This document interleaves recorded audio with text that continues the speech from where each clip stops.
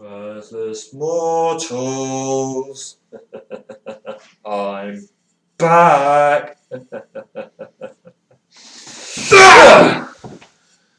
for everything you've done to me. That's for everything you've done to NJ. That's for everything you've done to Bray Wyatt. And everything you've done to the British Fist. I've finally killed the nightmare. I've finally killed the monster.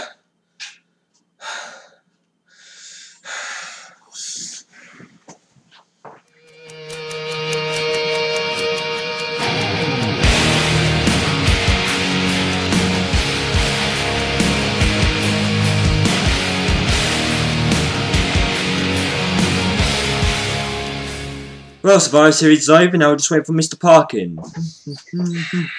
Oh, where you been? We've got the review to do now. NJ, just be quiet for a minute. I've ended the nightmare. That is all you need to know, okay?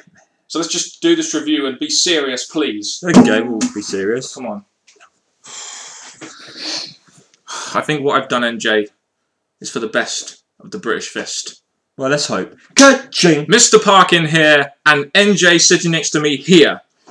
What's up? And welcome back, YouTubers, to this Survivor Series 2012 review. You may subscribe up above, like this video, and comment any thoughts you have on this Survivor Series down in that comment section below. And make sure you contact us. Send the links in the description box below. Yes, so in a Survivor Series which had 3 weeks of build, the plans got changed at the last minute. We opened up the match with a bonus 5-on-5 Survivor Series match. WWE's way of saying we couldn't be bothered to write for this, so we thought we'd just add this on the card at the last minute. Well, this match did surprise us. I did expect Ray and Sin Cara and the Primetime Players to get on the card. And yes, this was different to the predictive match. But at the same time, the fact you added Brodus Clay and Tensai, I just really weren't sure about their involvement. Yeah, I mean, at least it was a Survivor Series match, a second on the card. It's better than just one. You know, in this match, you kind of had basically the end of the story is the babyface, the two tag teams and their two babyface tag teams end up coming on top. It's generally, you know, it was a good opener to the pay-per-view. After the high spots were done, the crowd went a little bit dead for this. It went about 18 minutes. I'm not going to say it was a bad opener. It was a pretty solid opener in my opinion. It's just Soul Survivors, Ray, Sin Cara, Gabriel and Kid. I mean, is that WWE Babyface Booking 101? They're not really letting the heels get any kind of heat. I mean, 4 babyfaces survived this match. I mean, well, to be honest, the babyface of the heels, the babyfaces were the most better team. Primetime Players get horrible booking. Epico and Primo have basically finished their run and doing good stuff for the WWE, it seems. So it was pretty predictable which side was going to win. Yeah, and Terminator NJ didn't have some very horrible things to say about the Primetime Players. Let's just say this, NJ. I don't think he'll be saying anything like that again about the Primetime Players. Let's just leave it there. After a very nice ending sequence when pretty much all the babyfaces did their finishes, the babyfaces end up on top. So a solid opener to this Survivor Series pay-per-view, in my opinion. We then go on to the Divas match, Eve Torres versus Caitlyn. We had the attacker was revealed to be Aksana. I thought it was Paige. Kind of looks a little bit like Paige. I kind of marked out a little bit until I found out it was Aksana. Yeah, Aksana looks like she has a different look or a darker character. Maybe it was just the way the camera was looking. But this won't be a surprise because Aksana I don't really care about. They're trying to give us something strong. Maybe a fight towards the Divas Championship. A feud being teased here. I don't really know. All I can say is that the reveal didn't really do much for me. Yeah, I mean, the thing is, they've tried to give this match story. They've at least tried. It's just that I don't really care about the prospect of Caitlyn getting the payoff on Eve Torres. And, you know, Eve Torres got the win in this match. And Caitlyn literally had the rug pulled from underneath her, didn't she, NJ? Sadly, she did. But with Caitlyn, I really do hope the best for her because I really wanted to see her get the best of Eve, and the way she got a bit frustrated in this match, I really thought it was a good chance for her to move on, especially the Aksana feud's going to be for the championship. It would have made a big match there, but they're going to continue with Eve. I want to know what direction they're going to go in, but the match was okay, just don't really care about it. It at least told some kind of story, which most Divas matches do not do. I think Caitlyn winning here would have made sense, but they're going with Eve Torres. Maybe they don't have as much confidence in Caitlyn as they thought they did when they first began a push. We move on to the US Championship match between R-Truth and Antonio Cesaro. Was this just another Cesaro US title match that you didn't care about, like most of his title matches that we've used so far? Sadly, like I said in our predictions, I do like R-Truth going on a singles career, but in the end, we knew Cesaro was going to win because Cesaro is a new character and they're going to keep pushing him until a later match, later feud. But this match didn't really deliver in a strong enough way for it to be a good match for the card. No, the crowd didn't really care too much about it. Cesaro got the victory, but that is really all we have to say about this match. Just like the opening tag match, it was very unclimactic, so that's all I can say about that. And then we had the AJ Lee scandal. Essentially a Raw segment on pay-per-view. Did this really need to be on the pay-per-view, really? I really seriously wanted to ask Terminator NJ if I can borrow a gun, because this segment, every time it comes on, I'm like, move on, this is going nowhere, it's boring. You have a feud between the Boss, you could say, and a Diva. I don't really care. It's making AJ more involved, but in a way that I don't really want to see her involved, so... After what I've done, NJ, you're going to have to buy your own gun, I'm afraid. You know, things come full circle with Vicky in this, really. Be a star, AJ, does that come to mind? The only interesting thing about this segment, really, was Tamina coming out and attacking AJ. I felt that was a little bit confusing, but I guess they're going to try and make a second Divas feud, maybe? I don't know. Vicky was acting like she didn't really hire this, because she's like, what the hell, what the hell, what the hell? But I do like this, because now we've got another feud going. AJ's actually going to be able to wrestle, hopefully, instead of roll-up-y stuff that she does in all her matches. But this looks good. Tamina's back. She's going to get involved. So, in a way, I encourage this to go somewhere. Yeah, even though I didn't really care about the segment. Sheamus versus Big Show for the World Heavyweight Championship.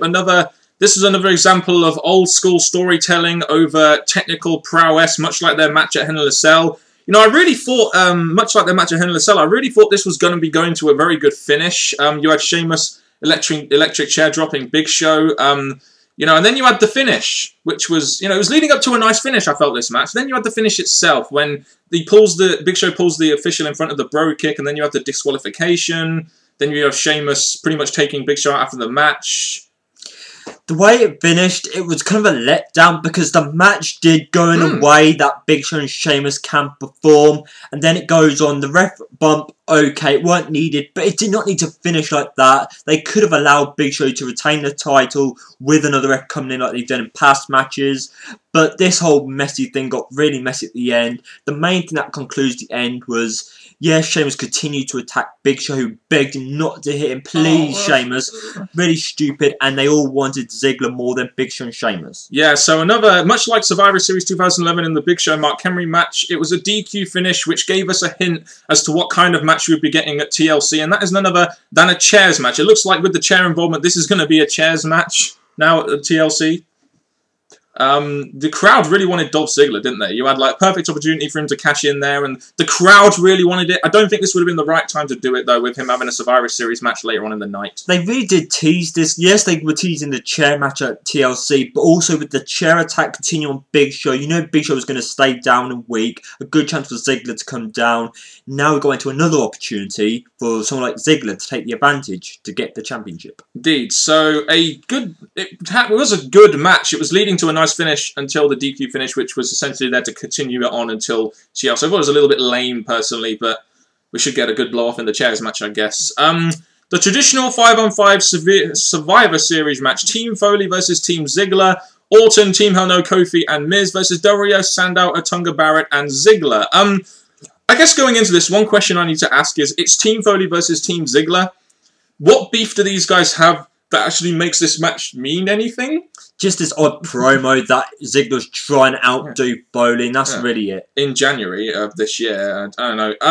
You know, this match to me, it was one of those very kind of dull, kind of average, mediocre matches, I guess. The only really good thing about it was that Ziggler went over, which I guess would please a lot of the YWCers, but I just didn't really get into this match that much, really. I don't think there were parts of it where the crowd really weren't either. It went down in a way that you got quick eliminations. Some wrestlers lasted longer than others, which didn't really do justice. But by the end, the surprise was that Orton was going to do a punt, which is teasing the heel thing, and then Ziggler doing his kick to take down Orton, and then Orton allowing Ziggler to get the pin. That was a nice surprise, and I'm really glad that the heels team won, because they're the rising stars more than the faces. So overall, I was very happy with the result of this match. Even though Dolph Ziggler has lost, I believe, at every single pay-per-view since he won Money in the Bank, this is a big victory for him, and the kind of victory he needs if he's going to be a World Heavyweight Champion down the line, which I think he will be. So Ziggler is the sole survivor. Were you surprised that they didn't do a heel turn here with Randy Orton after kind of teasing it with Miz? Not overly, because I think this is steadily building up to a later pay-per-view if they were going to do it. I think this match was just put over Ziggler, who really did show the world. He did, yeah. And I'll just say this, and guys can quote me on this one. Just because Ziggler was the sole survivor does not mean the match quality was good. I will just say that right now, because I know there are a lot of people saying, Ziggler won, oh, this match was 5-star, 5-star, 5-star. No, I'm sorry, that isn't the case. We will now move on to the main event. I thought that 5-on-5 match was very uneventful, personally. We'll move on now to the main event, which I did feel was quite eventful. CM Punk versus Ryback versus John Cena for the WWE Championship. Why did the champion nearly of a year not enter last? And why is the top heel on Raw getting cheered more than he is getting booed, even though that distasteful segment they did on Raw was supposed to get him heel heat? Well, the thing is, they're really emphasising on Ryback getting the attention. That's probably why he came up last, so they see him, the last one to come out for the match. And CM Punk not getting the heel heat. They're going to continue trying. They'll probably come up with something else that's going to try and make him a heel later on.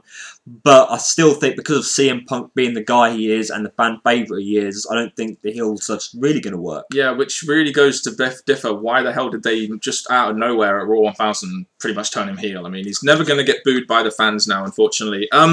What did you think about this match? I've heard a lot of people saying they thought it was boring. I personally thought it was a pretty decently worked triple threat match, personally. But I think the match definitely did pick up as it went on because they started adding more ideas, more fighting between Cena, CM Punk and Ryback, all different things going on here. So this match definitely picked up, and it was a match that I think each one had a moment sometime in this match. Especially rechargeable battery Cena. Rechargeable battery Cena. You're right, every superstar got his chance to shine in this, but Cena and Punk, they actually teamed up to put Ryback through the announcer table, and, you know, you had the end sequence come, which was quite of a surprise. You have Roman Reigns, Seth Rollins, and Dean Ambrose, 3 of these NXT guys dressed as security guards, coming out and putting Ryback through the table dressed as security. Do you think this is part of, like, a big master plan by Paul Heyman, maybe? Again, I'm thinking this is either 2 things. Number 1, another team to go against 3MB, or it's going to be a big thing for Heyman, because I think Heyman's going to do what he can to keep CM Punk as the champion, and if he's going to hire 3 guys who he feels or WWE feels are ready to come to the WWE roster, these 3 are the ones to come in. Yes, and they really put rest to Ryback, much like I did to... No, it doesn't. I'm not going to mention that. So it was a nice way, really, to introduce 3 pretty much unknowns to the casual fans, Roman Reigns, Seth Rollins, and Dean Ambrose. And I do wonder what WWE have got planned with these 3 now, and whether or not it will be actually useful down the line. But Punk wins the match, and I guess that's a good thing if you're a CM Punk fan, like most of the people in the YWC are. Yeah, I'm really glad that's... because we did predict that it was going to be Cena's chance. There was teasers that Ryback was going to win, but with CM Punk getting the full year now, that's something to go on his accomplishments. Yes, it could be hinting it's coming towards the end now of his title reign, because he's had it for a year, he's past that. What comes next? As for the 3 NXT members, the fact there's 3 of them now, the WWE have to book each one of them in a positive way to keep them relevant, and they're bringing into the WWE big. Yeah, and I guess my one issue with the finish was, like, you had John Cena get shell-shocked by Ryback, and it was like you had all this crap going on, and then CM Punk comes in and gets the victory, but how long was it between the shell shock and the pin? It was like sort of 2 minutes. Like, was that really going to keep Cena down? And I'm glad it did. I'm just asking the logical questions there. But I guess now we did the result of this match. CM Punk won. I guess now the most important thing, really, because they did all that stuff with The Rock during there. Who do you want Rock to face? Ryback, Cena, or CM Punk? It looks like they're going to go down the CM Punk versus Rock route now, which kind of tells me that it's set in stone now that it's going to be Cena versus Rock 2 at WrestleMania, really. I would really have liked to have seen Cena versus Ryback at WrestleMania, and I'd also have liked to have seen Punk versus Rock. I thought that would have been a really nice way of doing it, but it looks like they're going to be going down the Cena and Rock route, which a lot of smart marks won't really like, but I guess Vince McMahon thinks that that is the best way to get his million pay-per-view buys once again this year, even though people have already seen it, and it was once in a lifetime. WWE, you're going down the wrong road here. You cannot keep to your word, and you got fans behind your logic of giving them one big WrestleMania match between Cena and Rock. If you make it happen for the second time, hopefully there's a twist somewhere between now and WrestleMania. If not, you're about to blow something magical. Yes, indeed. So, who knows what they're going to do? I mean, Survivor Series, essentially, this was the pay-per-view where we would probably find out what the most likely main event for WrestleMania is. I do wonder what they're going to do with that down the line, and whether Vince McMahon is going to get his wish of Cena versus Rock 2. So, that's Survivor Series 2012. What are your overall thoughts on this pay-per-view, NJ? Well, I did tweet at the very beginning that I had a cannon monster, and let's see how quickly I get through it in the first hour, and it was gone by The first hour. The first hour was not... I mean, you had a solid opener, but then they really couldn't continue that momentum. The Big Show vs. Sheamus match was a good match with a shitty ending. The 5-on-5 match, in my opinion, just was very uneventful, but the right guy went over, which is a good booking decision. The main event, I felt, was pretty solid. Introducing some NXT guys in there as well. I do wonder where that is going to go now. CM Punk retaining, I did enjoy too. So... I mean, for me, it was just, I mean, it had 3 weeks build, and how could you get excited for this pay-per-view? And it's just, that's exactly how I felt. I was like, how am I supposed to be excited for this? And it wasn't like it was a terrible pay-per-view, but just, as I said, My quick rundown is the AJ and Vicky was the most worst thing tonight. Then that 5-on-5, I'm thinking, I was expecting Fuse to come from it, but nothing was really teased in that, not really. And then you have the main event, which CM Punk gets the win. You have new guys stepping in. So I think the main event accomplished quite a lot. So for that, I think it helped the pay-per-view finish in a successful way.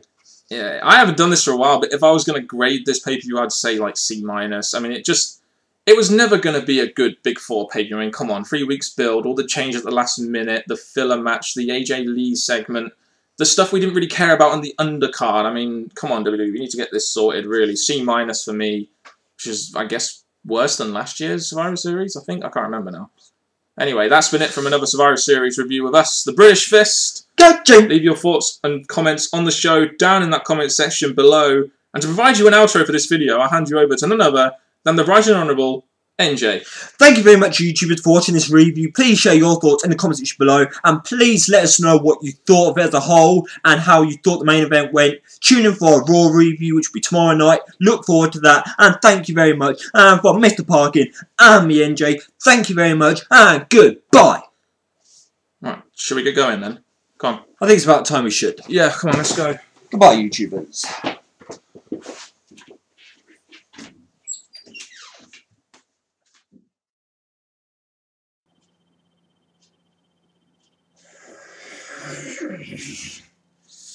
So, Mr. Parkin has finally done it. He tried to take me down, and look, it has not worked. And revenge will be mine, British Fist.